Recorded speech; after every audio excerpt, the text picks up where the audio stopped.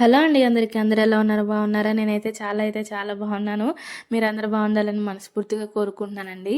ఈరోజు మన చిన్న వీడియో ఏంటంటే గుత్తి వంకాయ ఫ్రై కర్రీ అండి. చాలా ఎమ్మీగా టేస్టీగా చాలా బాగుంటుంది. అయితే దీనికోసం మీడియం సైజ్ వంకాయలు తీసుకొని ఈ విధంగా 4 వైపులా కట్ చేసుకొని ఉప్పు వాటర్లో వేసుకొని పక్కన పెట్టుకోవాలి. ఇంకోవైపు కారం మెయిన్ అండి దీంట్లో. ఈ కారం కోసము సరిపోయినన్ని మిరపకాయలు, అట్లనే ఉప్పు, కొంచెం ఎండు కొబ్బరి, కొంచెం జీలకర్ర, అట్లనే వెల్లుల్లిపాయలు వేసుకొని మంచిగా పౌడర్లా చేసుకోవాలి.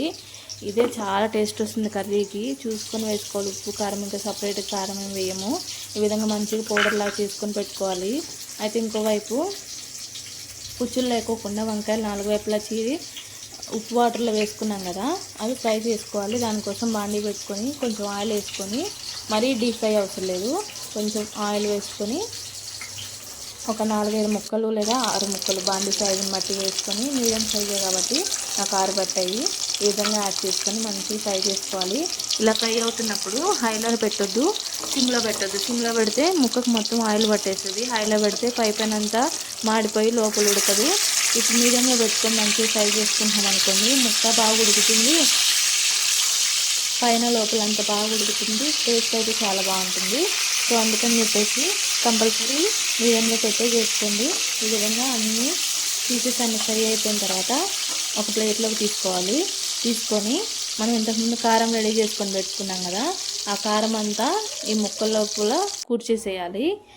అట్లా కూర్చేసుకొని తాలింపు పెట్టేసుకోవడమే. చాలా తొందరగా అయిపోతుంది. అట్లనే టేస్ట్ కూడా చాలా బాగుంటుంది. కంపల్సరీ ఈ విధంగా ఒకసారి అయితే ట్రై చేయండి.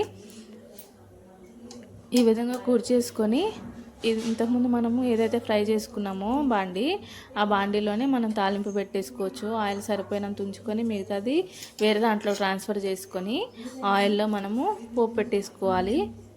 సో కంపల్సరీ అయితే నాకైతే వంకాయ ఏది చేసినా నాకు చాలా ఇష్టం. నాకు వంకాయ చాలా ఇష్టం కాబట్టి ఏ రెసిపీ అయినా నాకు వంకాయతో చేసింది చాలా నచ్చుతుంది. అందులో ఇది ఒక వెరైటీ అనమాట. మా ఆంధ్ర స్టైల్ అయితే ఎక్కువ మంది ఇలా చేసుకుంటారు, ఇష్టపడతారు కూడా. కొంతమంది అయితే గుత్తి వంకాయ అని చెప్పేసి కొంచెం లిక్విడ్లా చేసుకుంటారు. నాకు దానికన్నా కూడా ఈ టైప్ అయితే నాకు చాలా ఇష్టము. ఈ విధంగా పోపు వేసేసుకొని దాంట్లో రెడీ చేసుకున్నాం కదా ఇంతకుముందు, అది దీంట్లో ట్రాన్స్ఫర్ చేసేసుకోవాలి. అయితే ట్రాన్స్ఫర్ చేసేసుకునేటప్పుడే మనము పొయ్యి కట్టేసేసుకుంటే అది కారం అనేది నల్లగా అవ్వదు. ఎందుకంటే ఆయిల్లో ఆల్రెడీ వేడి ఉంటుంది కాబట్టి దాంతో మామూలుగా కొంచెం మగ్గితే సరిపోతుంది. దానికోసం గ్యాస్ ఆన్లో ఉండాల్సిన అవసరం లేదు. అది ఆఫ్ చేసేసి మొత్తం అంతా కలిసిలా కలిపేసుకోవాలి. లేదు అంటే కానీ ఆ ముక్కలకు పట్టిన కారం అంతా నల్లగా అయిపోతుంది. సో టేస్ట్ అనేది అంత మంచిగా అనిపించదు. సో ఓకేనా, ఈ విధంగా ట్రై చేయండి. మీకైతే చాలా నచ్చుతుందని అనుకుంటున్నాను. నా ఛానల్కి సపోర్ట్ చేసిన వాళ్ళందరికీ థ్యాంక్ యూ. ప్లీజ్ సపోర్ట్ చేయండి. ప్లీజ్ లైక్ చేయండి, షేర్ చేయండి, సబ్స్క్రైబ్ చేసుకోండి. చాలా థ్యాంక్ యూ.